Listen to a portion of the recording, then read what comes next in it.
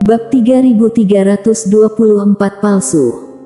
Mileye menyeka darah segar di sudut bibirnya, tersenyum ringan, benarkah?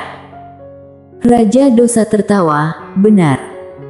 Sambil mengatakan ini, tangan kanannya tiba-tiba terbuka. Dalam sekejap, seluruh ruang dan waktu menyusut secara bersamaan. Dalam sekejap, keduanya langsung memasuki pusaran ruang waktu yang besar. Mileye menutup kedua matanya perlahan-lahan dan ribuan pedang dunia keluar dari tubuhnya.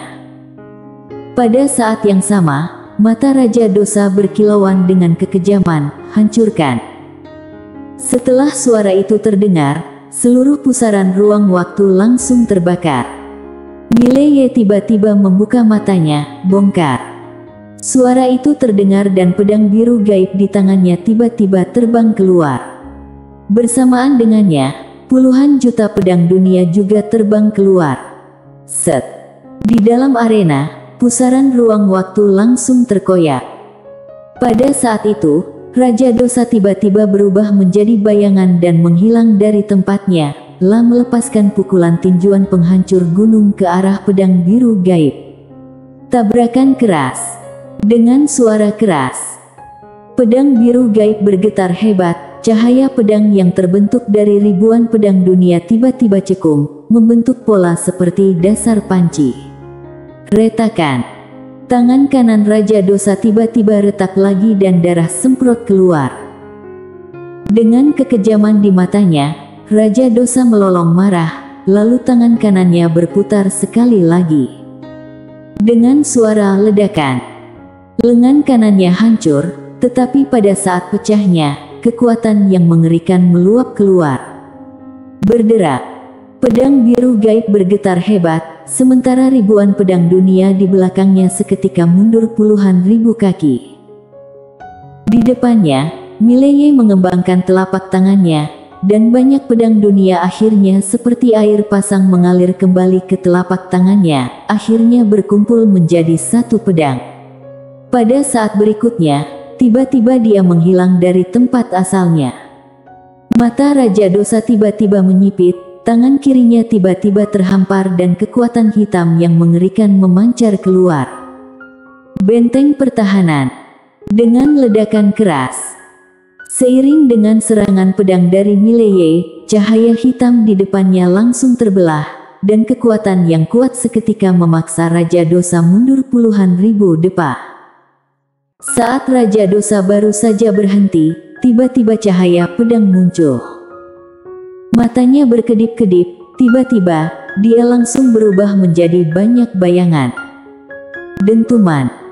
Dalam sekejap, cahaya pedang yang tak terhitung jumlahnya langsung tertekan di tempatnya. Dentuman.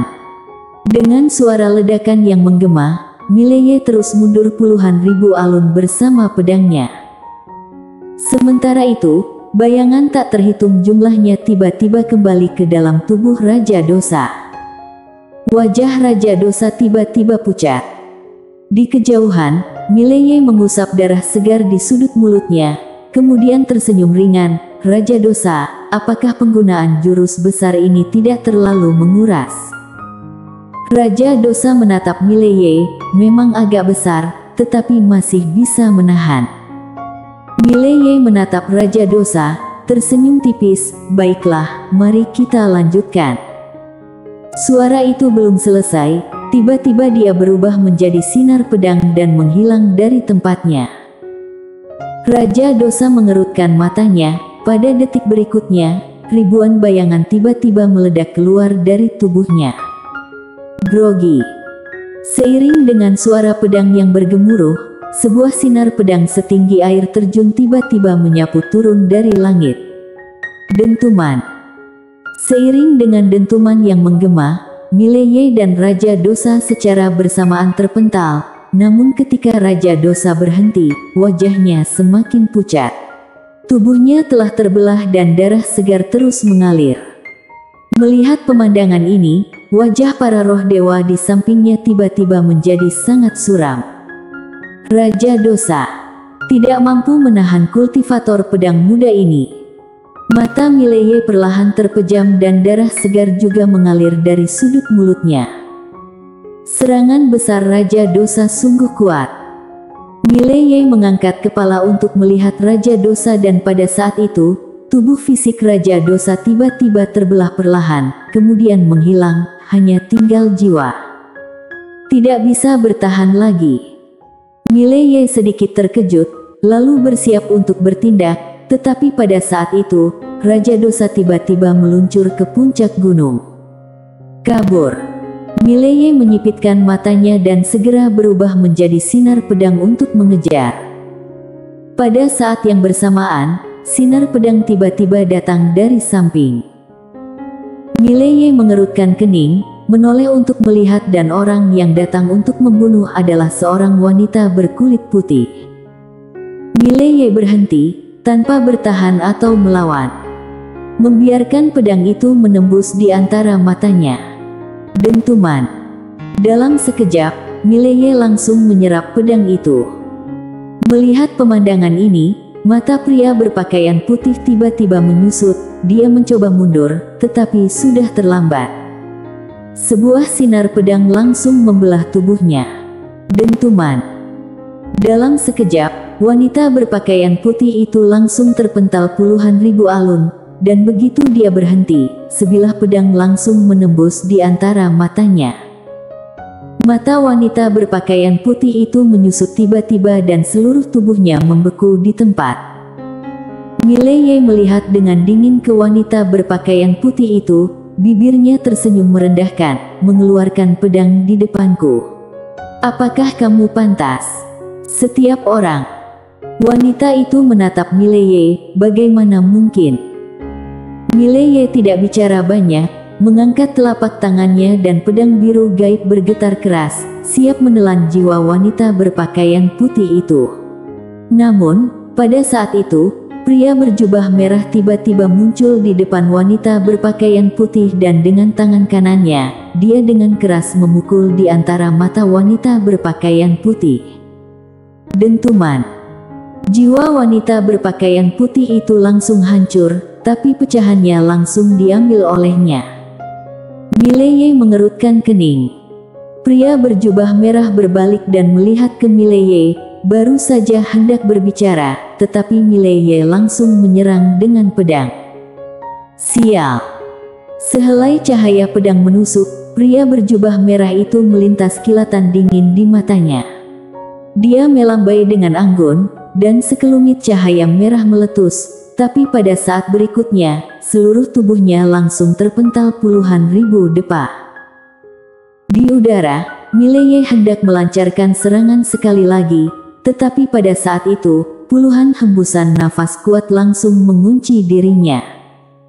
Mileye mengerutkan kening, berbalik untuk melihat, hanya untuk melihat. Tak jauh dari situ, tiba-tiba ruang waktu terbelah, 9 sosok master berjubah hitam misterius melangkah keluar dengan perlahan. Saat itu, penguasa tiada batas muncul di samping Mileye, menatap 9 orang itu dan berkata dengan suara berat, hati-hati. Mileye mengangguk sedikit, aura 9 orang itu terasa agak aneh. Setelah 9 orang muncul, mereka melempar pandangan singkat ke arah Mileye, lalu berjalan menuju Raja Dosa. Raja Dosa diam sejenak sebelum mengeluarkan sebuah kartu emas dan memberikannya kepada pemimpin yang memakai jubah hitam. Pemimpin jubah hitam melirik kartu emas tersebut sejenak sebelum menyimpannya. Kemudian, dia membuka telapak tangannya, sebuah kotak muncul di depan Raja Dosa. Raja Dosa memandangi kotak itu sejenak, lalu membukanya perlahan. Di dalam kotak itu, ada baju perang berwarna emas gelap. Raja Dosa mengangkat baju perang itu dan pada saat berikutnya, baju perang itu langsung berubah menjadi aliran cahaya yang masuk langsung di antara matanya. Dentuman. Sebuah cahaya hitam melingkupi Raja Dosa. Dalam sekejap, Raja Dosa memakai baju zirah berwarna emas gelap. Raja Dosa menutup kedua matanya perlahan-lahan, tangannya merapatkan erat dan baju zirah yang dikenakannya tiba-tiba bergetar, memunculkan berbagai aliran cahaya. Melihat pemandangan ini, Mileye di sisi lain mengernyitkan kening. Apa yang mereka lakukan? Penguasa tiada batas berbicara dengan suara berat. Mereka mengirim perlengkapan. Mileye tetap diam. Ini adalah dukungan dari belakang. Pada saat ini, pemimpin berjubah hitam tiba-tiba mengeluarkan sebuah kotak panjang lagi.